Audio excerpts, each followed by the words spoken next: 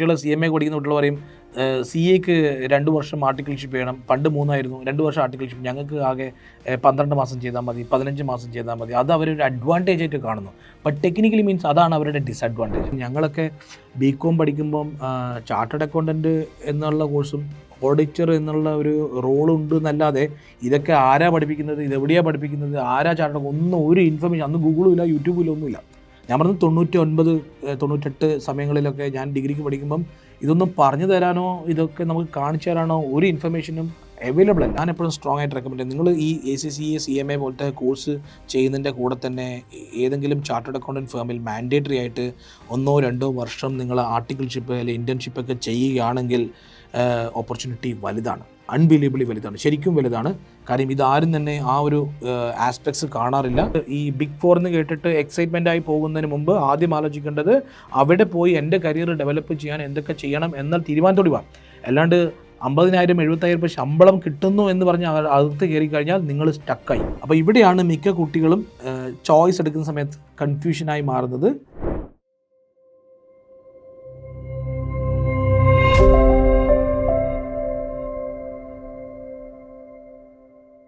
ഇനി അടുത്തൊരു മൂന്നാമത്തെ ഒരു കോഴ്സിനെ പറ്റി പറയാം. ഞാൻ ഈ പറഞ്ഞ 1, 2, 3 എന്ന് പറഞ്ഞത് കോഴ്സ് വലുതും ചെറുതും അല്ല കേട്ടോ. കോഴ്സിൻ്റെ ഡിമാൻഡ് ആൻഡ് സപ്ലൈ വെച്ചിട്ടാണ്. അതായത് ഈ കോഴ്സ് ചെയ്താൽ കിട്ടാൻ സാധ്യതയുള്ള സാലറിയും അതിൻ്റെ ഓപ്പർച്യൂണിറ്റിയും ആ ഒരു പാരാമീറ്റർ വെച്ച് മാത്രമാണ് ഞാൻ റാങ്ക് ചെയ്തത്. അല്ലാതെ ഈ ഡസൻ മീൻ വന്നിട്ട് CMA ഒരു മൂന്നാമത്തെ കോഴ്സും ചാർട്ടേഡ് അക്കൗണ്ടൻറ്റ് മാത്രമേ ഇന്ത്യയിലെ ഏറ്റവും നല്ല കോഴ്സ്, അങ്ങനെയല്ല. ഞാൻ പറഞ്ഞത് അത് ചെയ്താൽ നമുക്ക് കിട്ടാൻ സാധ്യതയുള്ള value. End of the day നമ്മളെല്ലാം ഇതൊക്കെ ചെയ്യുന്നത് നല്ല ശമ്പളത്തിനും നല്ല ജോലിക്കും പിന്നെ അതിൻ്റെ കൂടെ ഇതൊക്കെ ചെയ്യാൻ നമുക്ക് ലേശം ഒരു പാഷൻ ഉണ്ടായിരിക്കണം. അപ്പോൾ ഈ CMAയുടെ കാര്യം പറയുകയാണെങ്കിൽ നിങ്ങൾ ഒരു കോസ്റ്റ് അക്കൗണ്ടൻ്റ് ആവാം. എന്താണ് കോസ്റ്റ് അക്കൗണ്ടൻറ്റ്? കോസ്റ്റ് അക്കൗണ്ടൻ്റ് എന്ന് പറയുന്നത് ഫോർ എക്സാമ്പിൾ ഈ ഒരു പെന്ന്, അല്ലെങ്കിൽ ഈ ഒരു വാച്ച്, അല്ലെങ്കിൽ നമ്മുടെ ഈ ഒരു ഷർട്ട്, അല്ലെങ്കിൽ നമ്മുടെ ഈ ടാബ്, നമ്മുടെ ഫോണ്, ഇതെല്ലാം ഓരോ പ്രൊഡക്റ്റാണ് അല്ലേ. ഈ പ്രോഡക്റ്റൊക്കെ പല പല പല റോ മെറ്റീരിയൽ കൊണ്ട് പ്രൊഡക്റ്റായി മാറി മാനുഫാക്ചർ ചെയ്തിട്ടാണ് ഒരു MRPയോട് കൂടി മാർക്കറ്റിൽ കൺസ്യൂമറിലേക്ക് വരുന്നത്. അപ്പോൾ ഈ MRP ഫിക്സ് ചെയ്യുന്നതും ഇതിൻ്റെ കോസ്റ്റിംഗ് നോക്കുന്നതൊക്കെ ചെയ്യുന്ന ഒരു പ്രൊഫഷനാണ് ഈ കോസ്റ്റ് അക്കൗണ്ടൻറ്റ്. അതാണ് അവരുടെ മേജർ റോൾ. അതായത് ഒരുവിധം എല്ലാ മാനുഫാക്ചറിങ് കമ്പനികളിലും അവർക്ക് അറിയേണ്ടത് ഈ പ്രൊഡക്റ്റ് മാർക്കറ്റിൽ കൊണ്ടുപോയി കഴിഞ്ഞാൽ ഏത് പ്രൈസിന് വിൽക്കണം, ഏത് പ്രൈസിന് വിറ്റാൽ ഇത് ലാഭമാകും, എത്ര മിനിമം ക്വാണ്ടിറ്റിയിൽ ഞാൻ പ്രൊഡ്യൂസ് ചെയ്യണം, എത്ര കപ്പാസിറ്റി ഞാൻ യൂട്ടിലൈസ് ചെയ്യണം, ഇതിൻ്റെ താഴെ കപ്പാസിറ്റിയിൽ ഞാൻ പ്രൊഡ്യൂസ് കഴിഞ്ഞാൽ I may become a loss, എന്താണ് ഇതിൻ്റെ ബ്രേക്ക് ഈവൻ. അൺബിലീവബിൾ പ്രൊഫഷനാണ് cost accounting as a profession. അപ്പോൾ പണ്ടൊക്കെ കോസ്റ്റ് അക്കൗണ്ടൻ്റ് എന്നാണ് പറഞ്ഞിരുന്നത്, ഇപ്പോൾ അത് മാറി അതിനെ മാനേജ്മെൻറ്റ് അക്കൗണ്ടൻറ്റ് എന്ന് പറയുന്ന കോസ്റ്റ് മാനേജ്മെൻറ്റ് അക്കൗണ്ടൻറ്റ് എന്ന് പറഞ്ഞ CMA എന്ന് പറഞ്ഞ പേരായിട്ട് മാറിയിട്ടുണ്ട്. ഇതും നമ്മുടെ ചാർട്ടേഡ് അക്കൗണ്ടൻസി കോഴ്സ് പോലെ തന്നെ 50% ഗ്രൂപ്പ് ലെവലിലും 40% ഈ സബ്ജക്റ്റിലും മാർക്സ് വേണം. ഇതിനും കോസ്റ്റ് വരുന്നത് 60,000 to 70,000 റുപ്പീസാണ്. ഇതിൻ്റെ ആർട്ടിക്കിൾഷിപ്പ് ഇൻറ്റേൺഷിപ്പ് എന്ന് പറയുന്നത് 3 years ആയി ഉണ്ടെന്ന് പറയുന്നു. ടെക്നിക്കലി ഇത് റെഡ്യൂസ് ചെയ്തിട്ടുണ്ട്. ബട്ട് ടെക്നിക്കലി നമ്മൾ മനസ്സിലാക്കേണ്ടത് ഒരു കോസ്റ്റ് അക്കൗണ്ടൻറ്റ് ആർട്ടിക്കിൾഷിപ്പ് ചെയ്യേണ്ടത് ഒരു ഇൻഡസ്ട്രിയിൽ പോയി ചെയ്യാം, അല്ലെങ്കിൽ ഒരു CA ഫേമിൽ പോയി ചെയ്യാം. ബട്ട് അൺഫോർച്യുനേറ്റ്ലി മിക്ക കോസ്റ്റ് അക്കൗണ്ടൻറ്റ് കുട്ടികളും ഈ CA ഫേമിൽ പോയി ആർട്ടിക്കിൾഷിപ്പ് ചെയ്യുന്നത് വളരെ ലോ ഡ്യൂറേഷനിലാണ്. കാരണം മിക്ക ആൾക്കാരും ഇത് അതിലേക്ക് പോകുന്ന സമയത്ത് അവരതിനെ കാണുന്നത്, ചിലപ്പോൾ കുട്ടികൾ CMA പഠിക്കുന്ന കുട്ടികൾ പറയും CAക്ക് 2 വർഷം ആർട്ടിക്കിൾഷിപ്പ് ചെയ്യണം, പണ്ട് 3 ആയിരുന്നു, 2 വർഷം ആർട്ടിക്കിൾഷിപ്പ്, ഞങ്ങൾക്ക് ആകെ 12 മാസം ചെയ്താൽ മതി, 15 മാസം ചെയ്താൽ മതി. അത് അവരൊരു അഡ്വാൻറ്റേജ് ആയിട്ട് കാണുന്നു. ബട്ട് ടെക്നിക്കലി മീൻസ് അതാണ് അവരുടെ ഡിസഡ്വാൻറ്റേജ്. കാരണം ഒരു കുട്ടി CMA പഠിക്കുന്ന ഒരു കുട്ടി ഒരു CA ഫേമിൽ പോയിട്ട് 12 മാസവും 15 മാസവും ഇൻറ്റേൺഷിപ്പ് ചെയ്ത് കഴിഞ്ഞാൽ ആ ഓഫീസ് എന്താണെന്ന് മനസ്സിലാക്കാൻ തന്നെ കുട്ടിക്ക് 6 മാസം 8 മാസം എടുക്കും. കുട്ടി എന്താണെന്ന് മനസ്സിലാക്കി പണി തുടങ്ങുമ്പോൾ തന്നെ ആർട്ടിക്കിൾഷിപ്പ് വരും. ആർട്ടിക്കിൾഷിപ്പ് തീർന്ന കുട്ടി അവിടെ നിന്ന് പുറത്തായി. ആളുടെ വിചാരം ഞാൻ ക്വാളിഫൈഡ് ആയി, എനിക്ക് നല്ല ജോലി കിട്ടുമെന്ന്. ഈ കുട്ടി ജോലി അന്വേഷിച്ച് നടക്കുന്ന സമയത്ത്, അതായത് ഒരു ചാർട്ടേഡ് അക്കൗണ്ടൻറ്റ് സ്റ്റുഡൻറ്റ് CA ഫേമിൽ ആർട്ടിക്കിൾഷിപ്പ് ചെയ്താൽ കിട്ടുന്ന ഒരു ഓപ്പർച്യൂണിറ്റി ഒരിക്കലും CMA കുട്ടികൾക്ക് കിട്ടുന്നില്ല. കാര്യം അവർ അത്രയും ഡ്യൂറേഷൻ ആർട്ടിക്കിൾഷിപ്പ് അത് ചെയ്യുന്നില്ല. അതുകൊണ്ടായിരിക്കും അവരുടെ ഡിസഡ്വാൻറ്റേജ് കിടക്കുന്നത്. ഇത് കൂടുതലും കുട്ടികൾക്ക് ജോബ് ഓപ്പർച്യൂണിറ്റി ഉള്ളത്, CMAയുടെ ജോബ് ഓപ്പർച്യൂണിറ്റി ഉള്ളത് ഇൻഡസ്ട്രിയിലാണ്, മാനുഫാക്ചറിങ് കമ്പനികളിലാണ്. പ്രാക്ടീസ് ചെയ്യുന്ന CMAക്കാർ വളരെ കുറവാണ്, അതിനുള്ള ഓപ്പർച്യൂണിറ്റിയും വളരെ കുറവാണ്. കാരണം ഇതൊരു കൺസൾട്ടിങ് റോളല്ല, ഇതൊരു ഇൻഹൗസ് റോളാണ്. അപ്പോൾ ഇൻഹൗസ് റോളാകുമ്പോൾ തന്നെ അതിൻ്റെ അകത്ത് തന്നെ ഇൻഹൗസ് തന്നെയാണ് കുട്ടികളധികം വർക്ക് ചെയ്ത് ജോലി ചെയ്യുന്നത്. ലാർജർ കോർപ്പറേറ്റ് ലെവലിലാണ്, മാനുഫാക്ചറിങ് കമ്പനികളിൽ പ്ലാന്റിലാണ് ഇവർ ഈ പറയുന്ന എൻഗേജ്മെൻറ്റ് എടുക്കുന്നത്. പിന്നെ ഇതിൻ്റെ ഒരു അഡ്വാൻറ്റേജും ആയിട്ടും ഒരു ഡിസഡ്വാൻറ്റേജ് ആയിട്ട് കാണുന്നത് CMA കുട്ടികൾ ഒരു ഇൻഡസ്ട്രി പോയി കഴിഞ്ഞാൽ വലിയ ലാർജ് ഒരു MRF പോലത്തെ ഒരു കമ്പനി പോയി കഴിഞ്ഞാൽ അവരുടെ വളരെ ചെറിയ ഒരു പ്രോസസ്സ് മാത്രം ഈ കുട്ടി കുറേ വർഷങ്ങൾ ഇത് ചെയ്യുന്നു എന്നല്ലാണ്ട് വേറെ എക്സ്പ്ലോർ ചെയ്യാനോ വേറെ ഓപ്പർച്യൂണിറ്റിക്കോ എൻഡോർ ചെയ്യാനോ എന്നൊക്കെ വന്നിട്ട് വളരെ വളരെ കുറവാണ്. ഇതാണ് ഈ ഒരു കോഴ്സിൻ്റെ ഒരു ഡിസഡ്വാൻറ്റേജ്. ഒരുപാട് പേര് CMA കേരളത്തിൽ എനിക്ക് തോന്നുന്നത് ഒരുപാട് കുട്ടികൾ കമ്പാരിറ്റീവ്ലി നമ്മൾ CS-ഉം CMA വെച്ച് നോക്കുമ്പം ഇതാണ് കുട്ടികൾ കൂടുതൽ ചെയ്യുന്നത്. കാരണം കുട്ടികളുടെ ഒരു മൈൻഡ് സെറ്റിൽ നിന്ന് ഇതാണ് നമ്പേഴ്സ് ഉണ്ട്, ഫിനാൻഷ്യൽ അനലിസ്റ്റ് ആവാം, അല്ലെ കോസ്റ്റ് അനലിസ്റ്റ് ആവാം, മറ്റേ ബാക്ക് ഓഫീസിൽ വർക്ക് ചെയ്യാൻ പറ്റും. ഇതൊക്കെയുള്ള അഡ്വാൻറ്റേജ് കൊണ്ടാണ് കുട്ടികൾ ഈ ഒരു കോഴ്സിലേക്ക് വരുന്നത്. പക്ഷേ CS-ന് അധികം എനിക്ക് തോന്നുന്നത് കേരളത്തിൽ ഈ CS പഠിപ്പിക്കാനുള്ള ഫാക്കൽറ്റികൾ കുറവാണ്. അതും ഒരു ഡ്രോബാക്കാണ്. CMAക്ക് നമുക്ക് ഒരുപാട് പേരെ ഫാക്കൽറ്റീസിനെ കാണാൻ പറ്റുന്നുണ്ട്, ഒരുപാട് അക്കാഡമികൾ അതിനെ പ്രൊമോട്ട് ചെയ്യുന്നുണ്ട്. ഏത് പ്രൊഡക്റ്റും മാർക്കറ്റിൽ കൂടുതൽ അവൈലബിളായി വരുന്നത് അത് കൂടുതൽ പ്രൊമോട്ട് ചെയ്യുമ്പോഴാണ്. ഈവൻ ചാർട്ടേഡ് അക്കൗണ്ടൻസി കോഴ്സും കമ്പനി സെക്രട്ടറി കോഴ്സും അത്രമാത്രം ആൾക്കാർ പുഷ് ചെയ്യുന്നില്ല. CMA പുഷ് ചെയ്യാറുണ്ട്, CMA US പുഷ് ചെയ്യും, SSCA പുഷ് ചെയ്യും. നമ്മളത് ഡിസ്കസ് ചെയ്യാം എന്താണെന്ന്. ഓക്കെ, ഇനി ഇതിൻ്റെ ഒരു നമുക്കിതിൻ്റെ ഒരു സെൻറ്റേഴ്സ് നോക്കാം. എവിടെയൊക്കെയാണ് ഇതിൻ്റെ ഒരു സെൻറ്റർ അവൈലബിൾ ആയിട്ടുള്ളത്. ഈ ചാർട്ടേഡ് അക്കൗണ്ടൻസി കോഴ്സിനുള്ള ഒരുവിധം ഈ ഏരിയ നിങ്ങൾ നോട്ട് ചെയ്തോളൂ. നിങ്ങൾക്ക് ആവശ്യമുണ്ടെങ്കിൽ ഒരുവിധം എല്ലാ ഡിസ്ട്രിക്റ്റിലും നമുക്ക് ചാർട്ടേഡ് അക്കൗണ്ടൻസി കോഴ്സിൻ്റെ സെൻറ്റർ ഉണ്ട്. ആലപ്പുഴയിലുണ്ട്, കോഴിക്കോടുണ്ട്, എറണാകുളമുണ്ട്, കണ്ണൂരുണ്ട്, കോട്ടയത്തുണ്ട്, പാലക്കാടുണ്ട്, കൊല്ലമുണ്ട്, തൃശ്ശൂരുണ്ട്, ട്രിവാൻഡ്രത്തുണ്ട്. ഇതെല്ലാ സ്ഥലത്തും നമ്മുടെ ഈ കോഴ്സുകൾ അവൈലബിൾ ആണ്. ഓക്കെ, ഇനി കമ്പനി സെക്രട്ടറിയുടെ സെൻറ്റേഴ്സ് നോക്കിക്കഴിഞ്ഞാൽ ഇവിടെ കേരളത്തിൽ കാലിക്കറ്റ് ഉണ്ട്, എറണാകുളത്തുണ്ട്, പാലക്കാടുണ്ട്, തൃശ്ശൂരുണ്ട്, ട്രിവാൻഡ്രത്തുണ്ട്. ഈ പറഞ്ഞ ലൊക്കേഷൻസിലൊക്കെ CS-ൻ്റെ ഓഫീസ് അവൈലബിൾ ആണ്. അതേപോലെ CMA-യുടെ ഓഫീസ് കാലിക്കറ്റ് ഉണ്ട്, എറണാകുളമുണ്ട്, പാലക്കാടുണ്ട്, കോട്ടയത്തുണ്ട്, തൃശ്ശൂരുണ്ട്, ട്രിവാൻഡ്രത്തുണ്ട്. ഇത് കാണുന്ന ഒരു കുട്ടികളുടെ പാരൻസ് ഉണ്ടെങ്കിൽ ഞാൻ പറയുന്നത് ഇതൊന്നും ഒരു കോളേജ് അല്ല കേട്ടോ. ഈ ചാർട്ടേഡ് അക്കൗണ്ടൻസി കോഴ്സ്, CMA, ഈ കമ്പനി സെക്രട്ടറി, ഇതൊന്നും ഒരു കോളേജല്ല. ഇതൊക്കെ ഇൻസ്റ്റിറ്റ്യൂട്ടാണ്. സെൻട്രൽ ഗവൺമെൻറ്റിൻ്റെ നോട്ടിഫൈഡ് ആയിട്ടുള്ള പബ്ലിക് അണ്ടർടേക്കിംഗ് ആണ് ഈ പറയുന്ന എല്ലാം. സെൻട്രൽ ഗവൺമെൻറ് ഫോക്കസ് അവരാണ് ഇതിൻ്റെ സിലബസ് ഡേസ് നമ്മുടെ പാർലമെൻറ്റിൽ അപ്രൂവ് ചെയ്തിട്ടാണ് ഇതൊക്കെ നമ്മുടെ സിലബസ് ആയിട്ടും കണ്ടൻറ്റായിട്ടും കുട്ടികൾ പഠിക്കുന്നത്. ഇതൊക്കെ ഗവൺമെൻറ് കോഴ്സസാണ്. അപ്പോൾ ഇവരെല്ലാം ഗവൺമെൻറ് സ്റ്റാഫാണ്, ഇവരെല്ലാം പബ്ലിക്കാണ്. പോസ്റ്റ് ഓഫീസ് പോലെ എല്ലാവരും പബ്ലിക് സർവൻ്റാണ് ഐഡിയലി. ഇതിനൊരു പർട്ടിക്കുലർ കോളേജ് കാര്യങ്ങളില്ല. നമ്മൾ കാണുന്ന ഒരുവിധം എല്ലാം പോപ്പുലറായി കിടക്കുന്ന എല്ലാം കോച്ചിങ് സെൻറ്റേഴ്സാണ്, ട്യൂഷൻ സെൻറ്റേഴ്സാണ്. അല്ലാതെ ഇവരാരും അല്ല ഈ കോഴ്സസ് മൊഡ്യൂൾ ചെയ്യുന്നത്. ഇത് കഴിഞ്ഞ 10 വർഷങ്ങളായിട്ടാണ് ഇത്രമാത്രം കോച്ചിങ് സെൻറ്റേഴ്സും ട്യൂഷൻ സെൻറ്റേഴ്സും കേരളത്തിൽ വളരെ പോപ്പുലറായിട്ട്. അതുകൊണ്ടാണ് അതിനൊരു അഡ്വാൻറ്റേജ് എന്ന് പറഞ്ഞാൽ ഒരുപാട് കുട്ടികൾക്ക് ഈ കോഴ്സസിനെ കുറിച്ചിട്ട് അറിയാൻ സാധ്യമായി. ഒരുപാട് കുട്ടികൾക്ക് ഇത് പഠിക്കാനുള്ള ഓപ്പർച്യൂണിറ്റി ഉണ്ടായി thanks to all these coaching centres. കാരണം അവരാണ് ഈ കോഴ്സസിനെ വന്നിട്ട് നമ്മുടെ കോമേഴ്സ് കമ്മ്യൂണിറ്റിയിൽ ഇങ്ങനെ ഡെവലപ്പ് ചെയ്യുന്നത്. കാരണം ഞങ്ങളൊക്കെ BCom പഠിക്കുമ്പം ചാർട്ടേഡ് അക്കൗണ്ടൻറ്റ് എന്നുള്ള കോഴ്സും ഓഡിറ്റർ എന്നുള്ള ഒരു റോളുണ്ട് എന്നല്ലാതെ ഇതൊക്കെ ആരാ പഠിപ്പിക്കുന്നത്, ഇതെവിടെയാണ് പഠിപ്പിക്കുന്നത്, ആരാ ചാർട്ടേഡ് ഒന്നും ഒരു ഇൻഫർമേഷൻ അന്ന് ഗൂഗിളും ഇല്ല, യൂട്യൂബും ഇല്ല, ഒന്നുമില്ല. ഞാൻ പറഞ്ഞത് 99, 98 സമയങ്ങളിലൊക്കെ ഞാൻ ഡിഗ്രിക്ക് പഠിക്കുമ്പം ഇതൊന്നും പറഞ്ഞു തരാനോ ഇതൊക്കെ നമുക്ക് കാണിച്ചു തരാനോ ഒരു ഇൻഫർമേഷനും അവൈലബിൾ അല്ല. അന്ന് നെറ്റ് തന്നെ നമ്മൾ ഏതെങ്കിലും 1 മണിക്കൂർ ബ്രൗസിങ് സെൻറ്ററിൽ പോയിട്ട് നോക്കണം എന്താണ് ഈ പറയുന്ന. ഗൂഗിളൊന്നും അത്രയും കണ്ടൻ്റ് ആണല്ലോ, ഗൂഗിളിലൊന്നും അത്രയും കണ്ടൻ്റ് അവൈലബിൾ അല്ല. ഇതെല്ലാം നമ്മളന്ന് പോയി ഫിസിക്കലി കണ്ടുപിടിച്ച് അന്വേഷിച്ചിട്ടാണ് ഇതൊക്കെ നമ്മൾ നോക്കുന്നത്. എനിവേ ഇന്നത്തെ കുട്ടികൾക്ക് ഇത്രമാത്രം ഇൻഫർമേഷൻ ആക്സസിബിളും ലൊക്കേഷൻസിലൊക്കെ വന്നിട്ട് സെൻറ്റേഴ്സും അവൈലബിൾ ആണ്. ഇതാണ് നമ്മൾ ഇത്രയും സംസാരിച്ച ഇന്ത്യൻ കോഴ്സസ്. ഓക്കെ, ഇനി നമ്മൾ സംസാരിക്കുന്നത് ഫോറിൻ കോഴ്സസാണ്.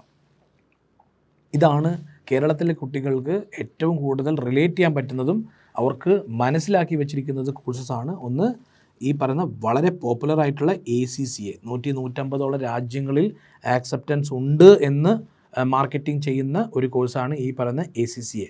പിന്നെ അടുത്ത ഒരു പോപ്പുലർ കോഴ്സസാണ് CMA-US. ഇത് രണ്ടുമാണ് ഏറ്റവും കൂടുതൽ കുട്ടികൾ പോപ്പുലർലി യൂസ് ചെയ്യുന്നതും പോപ്പുലർലി ആക്ച്വലി കൺസീവ് ചെയ്യുന്നതുമായിട്ടുള്ള കോഴ്സസ്. ഈ ACCA കോഴ്സിനും അഡ്വാൻറ്റേജും മറ്റുള്ള കോഴ്സ് നമ്മൾ അഡ്വാൻറ്റേജ് എന്ന് പറയുന്നത് ഇത് ഓരോ പേപ്പറായിട്ട് നമുക്ക് എഴുതാം. 13 സബ്ജക്റ്റ് ഉണ്ട്. ഓൾമോസ്റ്റ് അപ്രോക്സിമേറ്റ്ലി 1.5 ലക്ഷം രൂപയുടെ രജിസ്ട്രേഷൻ കോസ്റ്റ് വരുമെന്നാണ് പ്രതീക്ഷിക്കുന്നത്. ഇതിനും 2 ഇയേഴ്സിൻ്റെ ഇൻറ്റേൺഷിപ്പ് ഉണ്ട്. അത് നമുക്ക് എവിടെയെങ്കിലും വൺസ് പാസ്സായി കഴിഞ്ഞാൽ മെമ്പർഷിപ്പ്, ഈ പറയുന്ന ഇൻറ്റേൺഷിപ്പൊക്കെ വന്നിട്ട് പരീക്ഷ എഴുതാനല്ല കേട്ടോ ഇൻറ്റേൺഷിപ്പ്. പരീക്ഷ പാസ്സായി കഴിഞ്ഞതിന് ശേഷം ആ മെമ്പർഷിപ്പ് അപ്ലൈ ചെയ്യുന്ന ഇടയിൽ ഒബ്റ്റെയിൻ ചെയ്യേണ്ടതാണ് ഇൻറ്റേൺഷിപ്പ്. അത് കൂടുതലും കുട്ടികൾ ഒബ്റ്റെയിൻ ചെയ്യുന്നത് അവരുടെ ജോലിയുടെ ഭാഗമായിട്ടാണ്. അതുകൊണ്ട് തന്നെ അതിനൊരു ഇൻറ്റേൺഷിപ്പ് എന്ന് പറയാൻ പറ്റുന്ന അവർ ടെക്നിക്കലി ശമ്പളത്തിന് വേണ്ടി പണിയെടുക്കുന്ന ആ ഒരു പർട്ടിക്കുലർ ട്രെയിനിങ് പീരീഡ് ഇൻറ്റേൺഷിപ്പായിട്ട് കണക്കാക്കുന്നു. അതാണ് അതിൻ്റെ ലോജിക്ക്. ഓക്കെ, CMA എന്ന് പറയുന്നത് വളരെ പോപ്പുലറായിട്ട് നമ്മൾ എന്താ പറയുക പെട്ടെന്ന് സെല്ല് ചെയ്യാൻ പറ്റുന്നൊരു കോഴ്സാണ് CMA. കാരണം 1 വർഷം കൊണ്ട് 6 മാസം കൊണ്ട് അങ്ങനെയൊക്കെ നമുക്ക് പഠിച്ച് പാസ്സാകാനും 2 പാർട്ടിൽ എക്സാം എഴുതാം. ഇതും ഒരു ഓൾമോസ്റ്റ് ഒരു 1.2 lakhs അടുത്ത് കോസ്റ്റ് വരും. ഇതൊക്കെ ഞാൻ പറയുന്നത് രജിസ്ട്രേഷൻ ഫീസാണ് കേട്ടോ. ഇതൊക്കെ വന്നിട്ട് കോച്ചിങ് സെൻറ്ററിൽ കൊടുക്കേണ്ട ഫീസല്ല, അത് ഇതിലും കൂടുതൽ വരാൻ സാധ്യതയുണ്ടാവാം. പക്ഷേ പാരാമീറ്റർ ഇത് രണ്ടും കോഴ്സസ് വന്നിട്ട് ഇതിൻ്റെ ഒരു അഡ്വാൻറ്റേജ് പറയാം. ഏതാണ് ഇതിൻ്റെ ഒരു അഡ്വാൻറ്റേജ്? ഒന്ന്, ഒരിക്കലും നമ്മുടെ ഒരു chartered accountant, company secretary, CMA പോലെയുള്ള ഒരു എഫേർട്ട് ഈ പറയുന്ന കോഴ്സിന് ആവശ്യമില്ല എന്നുള്ളതാണ് ഇതിൻ്റെ ഏറ്റവും വലിയ അഡ്വാൻറ്റേജ്. ഗ്രൂപ്പ് ലെവലിൽ ഒരു പേപ്പർ എഴുതിയാൽ മുഴുവൻ ഗ്രൂപ്പ് എഴുതണം എന്നുള്ള റിക്വയർമെൻ്റ് ഇല്ല എന്നുള്ളതാണ് വേറൊരു അഡ്വാൻറ്റേജ്. പിന്നെ ഇതിൻ്റെ ഒരു ഡിസഡ്വാൻറ്റേജ് ആയിട്ട് പറയില്ല, നമുക്ക് ഇതിൻ്റെ ഓപ്പർച്യൂണിറ്റികൾ നോക്കാം. ഞാൻ വെറുതെ അതിനെ കുറ്റം പറഞ്ഞിട്ട് കാര്യമില്ലല്ലോ. ഓക്കെ, ഞാൻ CPA അധികം പ്രൊമോട്ട് ചെയ്യുന്നില്ല. കാര്യം അങ്ങനെയൊന്നും ആൾക്കാർ എടുക്കുന്നൊരു കോഴ്സല്ല CPA. അങ്ങനെ ആർക്കെങ്കിലും ആവശ്യമുണ്ടെങ്കിൽ ടെക്സ്റ്റ് ചെയ്യാൻ, നമ്മൾ ഡീറ്റെയിൽ ആയിട്ട് അതിൻ്റെ ഇൻഫർമേഷൻസ് കൊടുക്കാം. പക്ഷേ കേരളത്തിൽ അങ്ങനെ ആരും തന്നെ CPA, അതൊരു വെരി സിമിലർ ലൈക്ക് US മാത്രം പ്രാക്ടീസ് ചെയ്യാനുള്ള, അവിടെ മാത്രം ഇവിടെ CPA പാസ്സായതുകൊണ്ട് US പോയി പ്രാക്ടീസ് ചെയ്യാൻ പറ്റില്ല. അവിടെ അതിൻ്റേതായ അഡീഷണൽ എക്സാമിനേഷൻ കൂടി നമ്മൾ എഴുതിയാൽ മാത്രമേ നമുക്ക് അവിടെ മെമ്പർഷിപ്പും അതിലുള്ള പ്രാക്ടീസും കിട്ടും. COP കിട്ടാനുള്ള അഡീഷണൽ നോംസ് വേറെയുണ്ട്. ഇനി നമുക്കിതിൻ്റെ ഒരു ഓപ്പർച്യൂണിറ്റി നോക്കാം. എവിടെയാണ് ഇത്രമാത്രം കുട്ടികൾ ACCA പഠിക്കുമ്പം, ഇത്രമാത്രം കുട്ടികൾ CMA പഠിക്കുന്ന സമയത്ത് ഇവരുടെ എന്താണ് ഇതിൻ്റെ ഓപ്പർച്യൂണിറ്റി നോക്കാം. ഇവർ കൂടുതലും പ്ലേസ് ആകുന്നത് ബാക്ക് ഓഫീസിലാണ്. അതായത് മൾട്ടിനാഷണൽ കമ്പനികളുടെ ബാക്ക് ഓഫീസും ബിഗ് ഫോറിൻ്റെ ബാക്ക് ഓഫീസിലാണ്. ഞാൻ അതിൻ്റെ എന്താണ് ബാക്ക് ഓഫീസ് എന്ന് പറഞ്ഞുതരാം. അതായത് ഫോർ എക്സാമ്പിൾ ഒരു apple is A US based കമ്പനിയാണ്, അല്ലെങ്കിൽ ഗൂഗിൾ. ഓക്കെ, ഇല്ലെങ്കിൽ ഏതെങ്കിലും multinational company, for example EY, KPMG, Deloitte, ഇതുപോലത്തെ ബിഗ് ഫോറിൻ്റെ എല്ലാവരുടെയും UK ബേസ്ഡ് ആയിട്ടുള്ള, ലണ്ടൻ ബേസ്ഡ് ആയിട്ടുള്ള ഹെഡ് ഓഫീസൊക്കെ അക്രോസ് ദ വേൾഡ് ഉണ്ട്. അപ്പോൾ ഒരു കമ്പനിയിൽ സർട്ടൻ പ്രോസസ്സ്, ഒരുപാട് ഫങ്ഷൻസ് ഉണ്ടാവും അല്ലേ. അതിൻ്റെ സർട്ടൻ പ്രോസസ്സ് വന്നിട്ട് അവരത് സ്റ്റാൻഡർഡൈസ് ചെയ്യും. അതായത് അതിൻ്റെ SOP ഫിക്സ് ചെയ്യും. അത് 1, 2, 3, 4, 5 എന്ന് പറയുന്ന ഓർഡറിൽ ഇങ്ങനെ ചെയ്യണമെന്ന് വിത്ത് ഇൻസ്ട്രക്ഷൻസ് സെറ്റ് ചെയ്ത് കഴിഞ്ഞാൽ അത് ആർക്കും ആ വർക്ക് കംപ്ലീറ്റ് ചെയ്യാൻ പറ്റും. അങ്ങനെ ആർക്കും കംപ്ലീറ്റ് ചെയ്യാൻ പറ്റുമെന്ന വർക്ക് ഐഡിയലി ഒരു UK ഒരു ദുബായിലോ ഒരു സൗദിയിലോ റിസോഴ്സിനെ വെച്ച് ചെയ്യുമ്പം അത് വളരെ എക്സ്പെൻസീവായിട്ട് മാറും. അപ്പോൾ ആ എക്സ്പെൻസീവ് ആകുന്ന ഒരു പ്രോസസ്സിനെ അവരതിനെ സ്റ്റാൻഡർഡൈസ് ചെയ്തിട്ട് ആ വർക്ക് ആര് ചെയ്താൽ കഴിഞ്ഞാലും, അതായത് ഒരു ഗ്രാജുവേറ്റ് ചെയ്യാനും സ്കില്ലുള്ള രീതിയിൽ അത് മാറ്റിയിട്ട് ആ വർക്ക് നമ്മൾ നേരെ അത് കോസ്റ്റ് കുറവുള്ള രാജ്യങ്ങളിലേക്ക് അത് ഔട്ട്സോഴ്സ് ചെയ്യും. കുറേ കാലം മുൻപ് വരെ ഇന്ത്യ ആയിരുന്നു വളരെ പോപ്പുലർ ഡെസ്റ്റിനേഷൻ.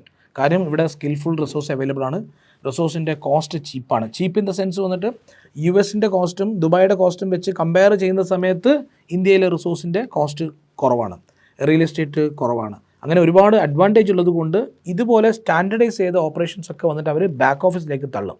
അപ്പോൾ ഇന്ന് ഇന്ത്യ കഴിഞ്ഞാൽ അടുത്ത ഡെസ്റ്റിനേഷൻ പാകിസ്ഥാനാണ്, പിന്നെ ശ്രീലങ്കയുണ്ട്, ബംഗ്ലാദേശ് ഉണ്ട്, ഫിലിപ്പിനോ ഉണ്ട്.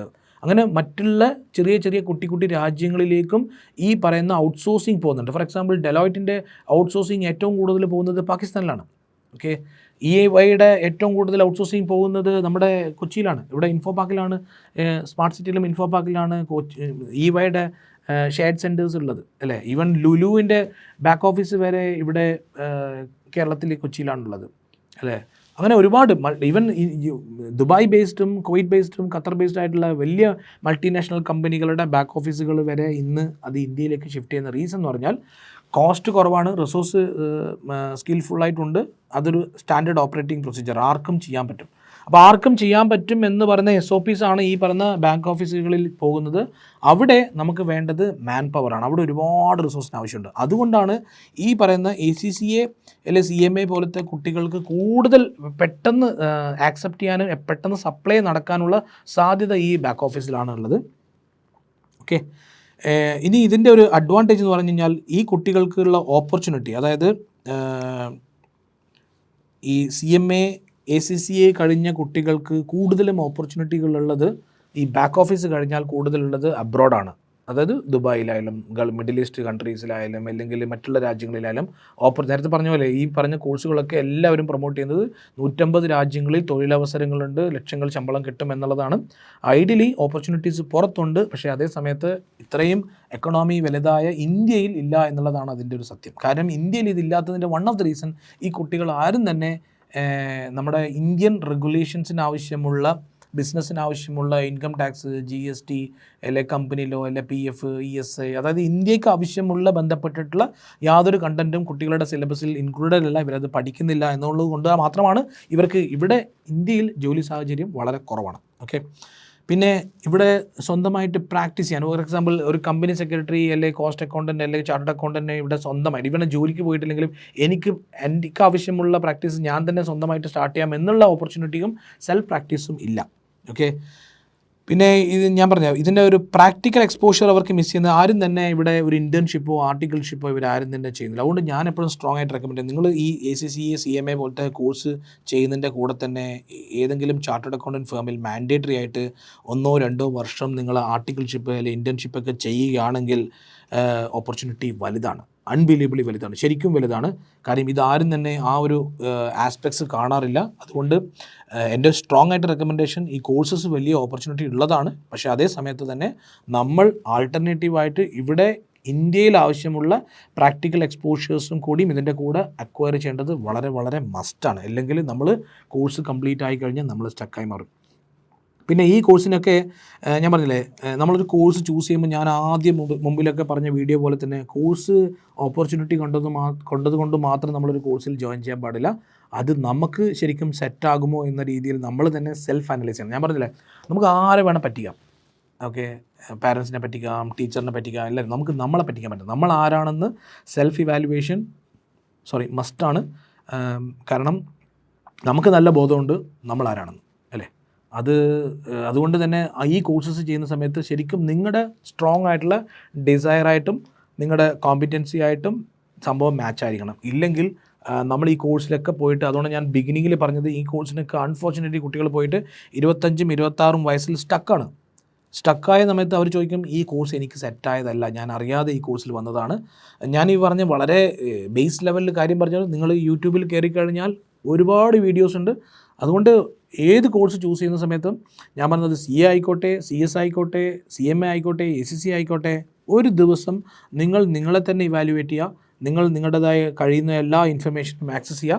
അല്ലാതെ നിങ്ങളുടെ ഫ്രണ്ട് ACCക്ക് ജോയിൻ ചെയ്തു എന്ന് പറഞ്ഞാൽ അവൻ്റെ കൂടെ തന്നെ നിങ്ങളും പോയി ചെയ്യും. കാരണം അവന് ACC ആവാൻ താല്പര്യമുണ്ടാകും, ചിലപ്പോൾ നിങ്ങൾ കമ്പനി സെക്രട്ടറി ആവേണ്ട ഒരാളായിരിക്കും. അതുകൊണ്ട് ഒരിക്കലും നിങ്ങളുടെ ഫ്രണ്ടിനെ ഫോളോ ചെയ്യരുത്, നിങ്ങൾ നിങ്ങളുടെ വഴി നിങ്ങൾ തന്നെ ഫോളോ ചെയ്യാം. ഓക്കെ, ഇനി ഈ ഒരു ആസ്പെക്ട്സും ഒന്ന് അഡ്രസ്സ് ചെയ്യാം. ഈ പറഞ്ഞ കോഴ്സുകളൊക്കെ ചെയ്യുന്ന എല്ലാ കുട്ടികളും അറിഞ്ഞിരിക്കേണ്ട ഒരു പേരാണ് ബിഗ് 4 അല്ലെ ബിഗ് 7. എന്താ ഈ ബിഗ് 4 എന്ന് പറഞ്ഞാൽ? KPMG, Deloitte, EY, Ernst & Young and PwC, Price Water and Cooper. So ഈ PwC ഒഴികെ ഞാൻ എല്ലാ ഫേമിലും വർക്ക് ചെയ്തിട്ടുണ്ട്. ഒരു 14 വർഷം ഞാൻ എല്ലാ ഫേമിലും വർക്ക് ചെയ്തിട്ടുണ്ട്. അതുകൊണ്ട് എനിക്ക് ഈ ബിഗ് 4 എന്ന് പറയുന്ന പാറ്റേണും ഇവരുടെ പ്രോസസ്സും കാര്യങ്ങളും എനിക്കറിയാം. നമ്മുടെ ഒരു കരിയറിൽ സിഗ്നിഫിക്കൻ്റ്ലി നമ്മുടെ കരിയറായാലും നമ്മുടെ പേഴ്സണാലിറ്റി ആയാലും നമ്മുടെ മറ്റുള്ള കാര്യങ്ങളായാലും അൺബിലീവബിളി ദേ ക്യാൻ ചേഞ്ച്. കാരണം അത്രമാത്രം ഓപ്പർച്യൂണിറ്റി ഉള്ള ഏരിയയാണ്. അത് കഴിഞ്ഞാലുള്ളതാണ് ഈ പറയുന്ന grand Thornton, BDO and RSM. ഇതെന്തിനാ ബിഗ് 7 എന്ന് പറയുന്നത്? ഈ പറയുന്ന 4 ഫേമും തമ്മിൽ ഇവരുമായിട്ട് യാതൊരു കമ്പാരിസണേ ഇല്ല. കാരണം ഇവരും അതും ആ റേഞ്ചിലുള്ള ആൾക്കാരല്ല, ഇവർ നെക്സ്റ്റ് സ്റ്റേജിലുള്ള ആൾക്കാരാണ്. ഇവരെന്തുകൊണ്ടാണ് ബിഗ് 4 എന്ന് പറയുന്നത്? ഓരോ വർഷവും ഓരോരുത്തരും അവരുടെ റവന്യൂ വൈസാണ് അവർ ബിഗ് ആണെന്ന് പറയുന്നത്. ഒരാൾ ചിലപ്പം 2nd പൊസിഷനിലായിരിക്കാം, ഒരാൾ 3rd പൊസിഷനായിരിക്കും, ഒരു 4th പൊസിഷനിലായിരിക്കാം. ഗ്ലോബലി 150 രാജ്യങ്ങളിൽ ഓഫീസ് പ്രസൻസ് ഉള്ളതും വലിയൊരു ഓപ്പറേഷൻ, അൺബിലീവബിളി ഒരു ഓപ്പറേഷൻസ് ഉള്ള ഒരു മോഡലാണ് ഇവരുടെ ഈ പറയുന്ന ബിഗ് 4ൻ്റെ ഒരു പാറ്റേൺ. ഇതിൽ തന്നെ നിങ്ങൾ അറിയേണ്ടത് ബിഗ് 4 എന്ന് പറഞ്ഞാൽ മിക്ക ആൾക്കാർ പറയും ഞാൻ KPMGയിലാണ്, ഞാൻ ഡെലോയിറ്റിലാണെന്ന്. അവിടെ ഞാൻ ചോദിക്കുന്നത് ഫ്രണ്ട് ഓഫീസാണോ ബാക്ക് ഓഫീസാണോ? ഫ്രണ്ട് ഓഫീസ് എന്ന് പറഞ്ഞ് ഉദ്ദേശിക്കുന്നത് അവരുടെ ക്ലയൻസ് ഒക്കെ ഇന്ത്യൻ ക്ലയൻസ് ആയിരിക്കും. ഫോർ എക്സാമ്പിൾ ഇപ്പം KPMGയുടെ ഡെലോയിറ്റിൻ്റെ ക്ലയൻറ്റൊക്കെ വന്നിട്ട് നമ്മുടെ നാട്ടിലുള്ള ഇന്ത്യൻ ക്ലയൻസ് ആയിരിക്കും. ഡെല്ല്, മലബാർ ഗോൾഡ്, അല്ലെങ്കിൽ കിംസ് ഹോസ്പിറ്റൽ, ആസ്റ്റർ, അതുപോലെയുള്ള ഇന്ത്യൻ ക്ലയൻസ് ആയിരിക്കും അവരുടെ ക്ലയൻസ്. അതേസമയത്ത് ബാക്ക് ഓഫീസ് എന്ന് പറയുമ്പം ഫോർ എക്സാമ്പിൾ KPMGയുടെ ബാക്ക് ഓഫീസ് ക്ലയൻറ്റ് എന്ന് പറയുന്ന ആരായിരിക്കും? KPMGയുടെ ദുബായ്, KPMGയുടെ കുവൈറ്റ്, KPMGയുടെ ഖത്തർ, KPMGയുടെ സൗദി, അതായിരിക്കും അവരായിരിക്കും ക്ലയൻറ്റ്. അല്ലാണ്ട് വേറെ പുറത്തുള്ള വേറെ ഔട്ട്സൈഡ് ക്ലയൻറ്റ്സ് ഒന്നും KPMG ബാക്ക് ഓഫീസിന് ഉണ്ടാവില്ല. അതുകൊണ്ട് തന്നെയാണ് പറയുന്നത് മിക്ക കുട്ടികളും ബിഗ് ഫോറിൽ പോകുന്ന സമയത്ത് ഞാൻ പറയും ഓപ്പർച്യൂണിറ്റിയാണ്. പക്ഷേ ഈ ബാക്ക് ഓഫീസിൽ പോയി കഴിഞ്ഞാൽ ചിലപ്പം സർട്ടൻ പ്ലേസസ് എല്ലാവരോടും പറയില്ല, നമുക്ക് സ്കില്ല് കുറവാണെങ്കിൽ, നമുക്ക് അനലിറ്റിക്കൽ സ്കില്ലില്ല, നമുക്കൊരു പീപ്പിൾ മാനേജ്മെൻറ്റ് സ്കില്ലില്ല, പക്ഷേ നമ്മളൊരു ജോബിന് വേണ്ടി നമ്മൾ ഈ ബാക്ക് ഓഫീസിൽ കയറി കഴിഞ്ഞാൽ നമ്മുടെ കരിയർ സ്റ്റക്കായിപ്പോൾ, നമ്മുടെ CV സ്റ്റക്കായിപ്പോൾ. ആഫ്റ്റർ എ പോയിൻ്റ് ഒരു 5 വർഷം കഴിഞ്ഞാൽ 6 വർഷം കഴിഞ്ഞാൽ ആ CV സത്യം പറഞ്ഞാൽ ആർക്കും ഉപയോഗം ഉണ്ടാവില്ല. അതിൻ്റെ ഒരു എക്സാമ്പിൾ ഞാൻ പറയാം. അസ്യൂം നമുക്ക് ഒരു ബെൻസിൻ്റെ കാർ, ഓക്കെ, ഈ ബെൻസിൻ്റെ കാറിന് 4 ടയറുണ്ട്. 4 ടയറിൽ നമ്മളോട് പറയണം വന്നിട്ട് ഈ പറയുന്ന ലെഫ്റ്റിലുള്ള ഒരു ടയർ നിങ്ങളുടെ പണിയാണ്. അതായത് ലെഫ്റ്റിലെ ടയർ മാറ്റി പ്രോപ്പറായിട്ട് അതിനെ ഒന്ന് സ്ക്രൂ ചെയ്ത് ഒന്ന് ഫിക്സ് ചെയ്യണം. ആ ടയർ ഫിക്സ് ചെയ്യണം. നമ്മുടെ പണി എന്ന് പറയുന്നത് ഈ ലെഫ്റ്റിലുള്ള ഈ ഒരു ബെൻസ് കാറിൻ്റെ ടയർ ഒന്ന് ഫിക്സ് ചെയ്യണം. ആദ്യത്തെ ദിവസം നല്ല രസമായിരിക്കും, കാരണം ബെൻസിൻ്റെ കാറാണ്. ഓക്കെ, നമ്മൾ ഇതിനു മുമ്പ് ടയർ ഫിക്സ് ചെയ്തിട്ടില്ല. ഓക്കെ, എല്ലാം പുതിയ പോലെ ഇരിക്കും. നമ്മളത് ടയർ അങ്ങ് ഫിക്സ് ചെയ്യും, 2ാമത്തെ ദിവസം ഫിക്സ് ചെയ്യും, ഒരാഴ്ച ഫിക്സ് ചെയ്യും, 1 മാസം ഫിക്സ് ചെയ്യും, 6 മാസം ഫിക്സ് ചെയ്യും, 1 വർഷം ഫിക്സ് ചെയ്യും, 2 വർഷം ഫിക്സ് ചെയ്യും. അതായത് ബെൻസിൻ്റെ കാറിൻ്റെ മോഡൽ മാറിയിട്ടുണ്ടാകും, കളർ മാറിയിട്ടുണ്ടാകും, പല ഐറ്റംസ് മാറിയിട്ടുണ്ടാകും. പക്ഷേ നമ്മൾ ഫിക്സ് ചെയ്യുന്നത് എന്താണ്? ഈ ടയർ മാത്രം, ലെഫ്റ്റ് സൈഡിൽ ഈ ടയർ മാത്രം നമ്മൾ മാറ്റിക്കൊണ്ടിരിക്കും. ഇതാണ് ബാക്ക് ഓഫീസിലെ സർട്ടൻ ആൾക്കാരുടെ ജോലി.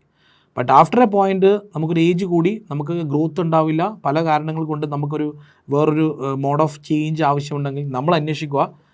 നമ്മൾ പോയിട്ട് നമ്മുടെ CV എന്താ പറയുക, എനിക്ക് ടയർ മാറ്റാൻ അറിയാം എന്നുള്ളതാണ് നമ്മുടെ സ്കില്ല്. ചിലപ്പം മറ്റുള്ള സ്ഥലത്ത് ഇപ്പം ചില ഓഡിയുടെ കമ്പനി പോയി കഴിഞ്ഞാൽ ഇപ്പം ടയർ മാറ്റുന്നത് ചിലപ്പോൾ വല്ല AIയോ മെഷീനോ ആയിരിക്കും.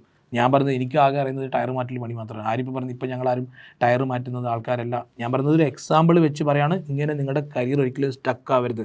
നിങ്ങൾ 6 മാസം 1 വർഷം കണ്ടിന്യൂസ് ആയിട്ട് ഒരു പ്രോസസ്സ് ചെയ്തുകൊണ്ടിരിക്കുകയാണെങ്കിൽ ഐ വിൽ ടെൽ യു, നിങ്ങളുടെ കരിയർ സ്റ്റക്കായി.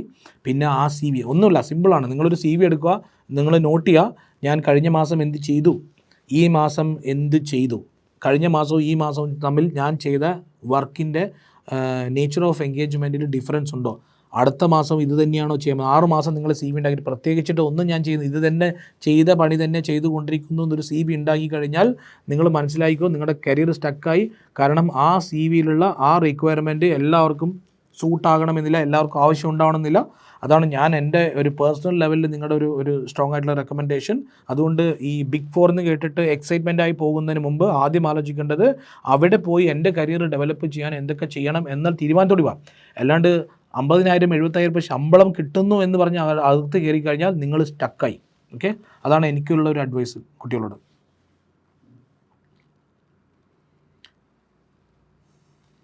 ഓക്കെ, അപ്പം ഈ കോഴ്സസൊക്കെ നമ്മൾ ചൂസ് ചെയ്യുന്ന സമയത്ത് വേറെ എന്തൊക്കെ ഏരിയ നമ്മൾ ഫോക്കസ് ചെയ്യണം എന്നുള്ള ഒരു കണ്ടൻറ്റും കൂടി പറയാം.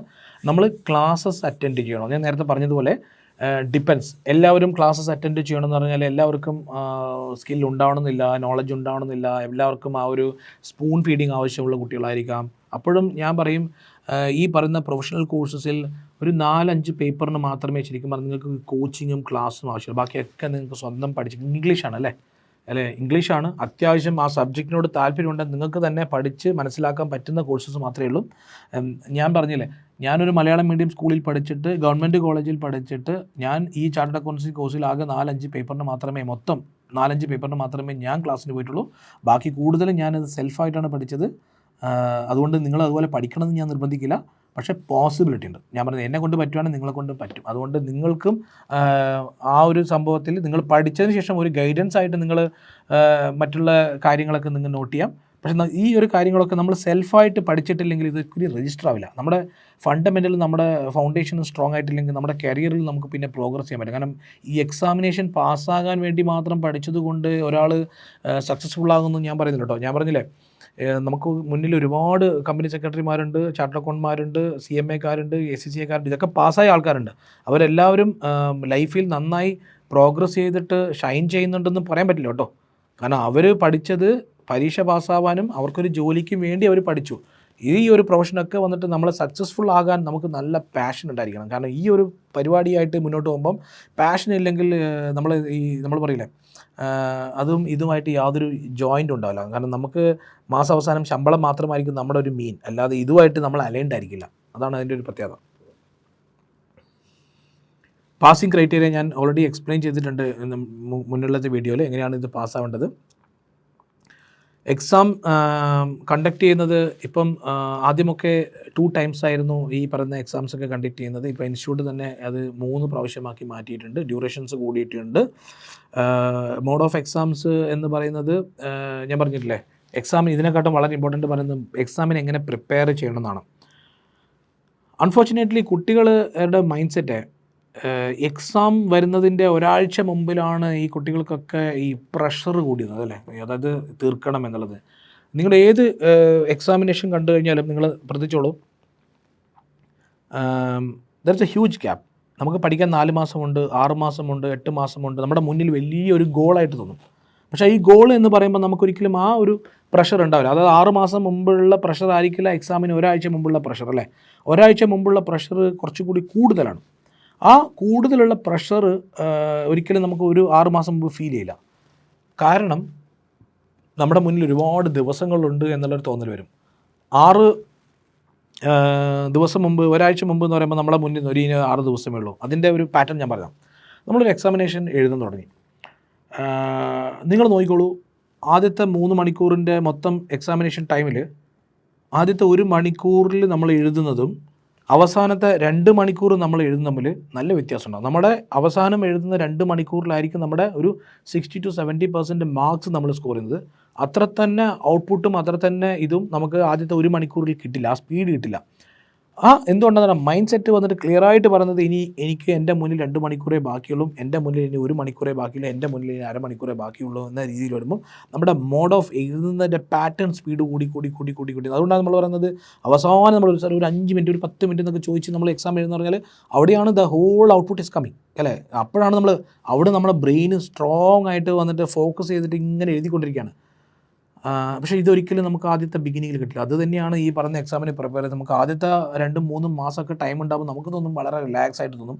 നമ്മൾ എക്സാമിന് അടുപ്പിച്ച് വരുമ്പോഴാണ് തോന്നും സമയമില്ല എന്ന് തോന്നിയിട്ട് നമ്മളത് ടൈറ്റ് ആവുന്നത്. അത് ആ പ്രഷർ നിങ്ങൾ ബിഗിനിങ്ങിൽ തന്നെ ആർട്ടിഫിഷ്യലി ക്രിയേറ്റ് ചെയ്യാൻ നോക്കൂ, ദെൻ ഓട്ടോമാറ്റിക്കലി റിസൾട്ട് കുറച്ചുകൂടി ബെറ്റർ ആയിരിക്കും.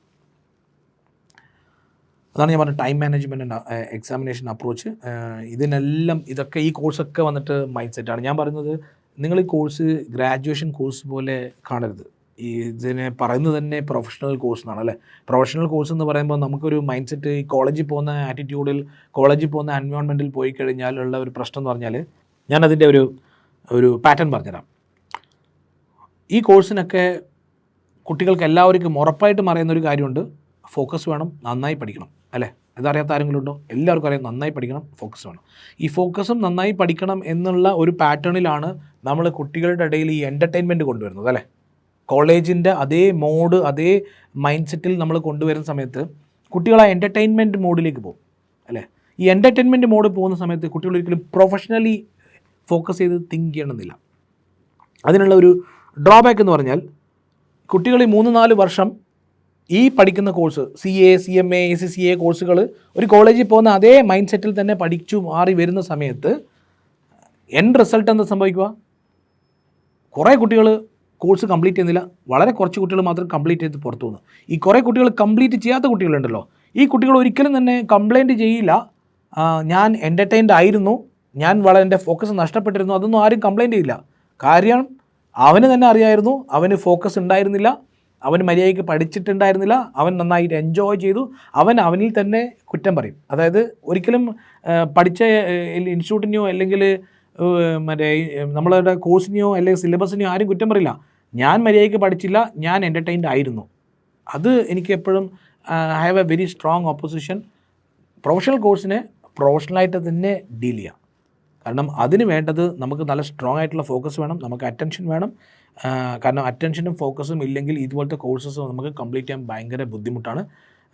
അത് എനിക്ക് I have A my own version of it personally. അതുകൊണ്ട് നിങ്ങൾ ഈ ഒരു കോഴ്സൊക്കെ നിങ്ങൾ സീരിയസ് ആയിട്ട് പഠിക്കും. സീരിയസ് ആയിട്ട് പഠിക്കുന്ന പറയുമ്പോൾ നമ്മൾ 10 പേര് പഠിക്കുമ്പോഴേ 10 പേരുടെയും ഫോക്കസ് എങ്ങനെയെങ്കിലും ചാർട്ടേഡ് അക്കൗണ്ടൻ്റ് ആകണം എന്നുള്ള ഒരു വൈരാഗ്യ ബുദ്ധിയോട് പഠിക്കുന്ന കുട്ടികളിൽ കൂടി പഠിക്കുമ്പോഴാണ് നമുക്കും വൈരാഗ്യം തോന്നുള്ളൂ. അതേ സമയത്ത് 10 പേരിൽ 2 പേര് മാത്രം വളരെ സീരിയസ് ആയിട്ട് പഠിക്കാൻ ആഗ്രഹത്തോട് വരുന്നു, ബാക്കി 8 പേര് എൻ്റർടൈൻമെൻറ്റ് മോഡിലേക്ക് വരുവാണെങ്കിൽ ഇവനും ആ 8 പേരിൻ്റെ കൂടെ എൻ്റർടൈൻമെൻറ്റ് മോഡിലേക്ക് പോകും. അതുകൊണ്ട് തന്നെ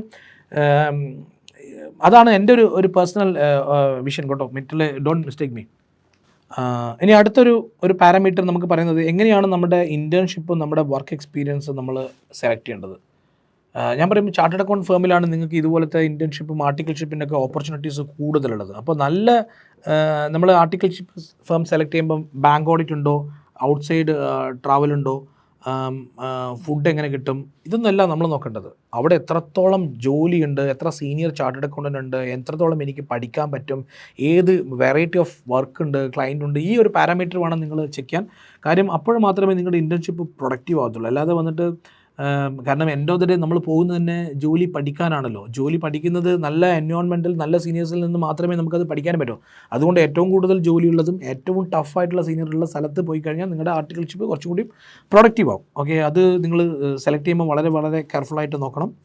ഇനി നമുക്ക് എല്ലാ കുട്ടികൾക്കുള്ള ഒരു ഡൗട്ട്, ഈ കോഴ്സ് ഞാൻ പറഞ്ഞില്ല, CA പറഞ്ഞു, CMA, CS, ACCA, ഇതൊക്കെ കോഴ്സ് എങ്ങനെ സെലക്ട് ചെയ്യുന്ന സമയത്ത് എന്താണ് റൈറ്റ് ചോയ്സ്. ഞാൻ ബിഗിനിങ്ങിൽ നമ്മുടെ വീഡിയോയിൽ പറഞ്ഞിട്ടുണ്ട്. ചില കുട്ടികൾ ആരെങ്കിലും മിസ് ചെയ്തിട്ടുണ്ടെങ്കിൽ ഞാൻ ഒന്നും കൂടി റിപ്പീറ്റ് ചെയ്യാണ്. അതായത് ഏത് കമ്പനിക്കും ബിസിനസ്സിനും വാല്യൂ കൂടുന്നത് ആ കമ്പനിയിൽ കൂടുതൽ ഫങ്ഷൻ ഉള്ള സമയത്തും, ആ കമ്പനി കൂടുതൽ അസറ്റ്സിൽ ഇൻവെസ്റ്റ് ചെയ്യുമ്പോഴും, ആ കമ്പനി കൂടുതൽ റിസ്ക് എടുക്കുമ്പോഴാണ് ആ കമ്പനിയുടെ വാല്യൂ കൂടുന്നത്. അതേപോലെ തന്നെയാണ് കുട്ടികൾ എക്സാമിനേഷൻ പഠിക്കുന്ന സമയത്ത് നമ്മളൊരു കോഴ്സ് ചൂസ് ചെയ്യുമ്പോൾ നമ്മൾ കൂടുതൽ സിലബസ് ഉള്ള ഒരു കോഴ്സ്, ഏറ്റവും കൂടുതൽ ടൈം കൺസ്യൂം ചെയ്യേണ്ട ഒരു കോഴ്സ്, ഏറ്റവും കൂടുതൽ പാസിംഗ് ക്രൈറ്റീരിയ, അതായത് പാസ്സാകാൻ ഡിഫിക്കൽട്ടായിട്ടുള്ള കോഴ്സുള്ള, എംപ്ലോയബിലിറ്റിക്ക് കൂടുതലും ഡിമാൻഡ് കൂടുതലുള്ള കോഴ്സസാണ് നമ്മൾ സെലക്ട് ചെയ്യേണ്ടത്. അപ്പോൾ ഇവിടെയാണ് മിക്ക കുട്ടികളും ചോയ്സ് എടുക്കുന്ന സമയത്ത് കൺഫ്യൂഷനായി മാറുന്നത്. അതുകൊണ്ട് നിങ്ങൾ കൺഫ്യൂഷൻ അടിക്കേണ്ട, നിങ്ങളെ കൊണ്ട് എന്ത് പറ്റും അത് മാത്രം നിങ്ങൾ ചെയ്താൽ മതി. പക്ഷെങ്കിൽ ഗ്രോത്തിന് നമ്മുടെ വാല്യൂ അല്ലെങ്കിൽ നമ്മുടെ സാലറി എന്നുള്ള പാരാമീറ്ററൊക്കെ നോക്കുന്ന സമയത്ത് നിങ്ങളുടെ കോഴ്സിന് ഇങ്ങനത്തെ സെലക്ട് ചെയ്യുമ്പം ഈ ഒരു പാരാമീറ്റർ ചെക്ക് ചെയ്താൽ നല്ലതായിരിക്കും.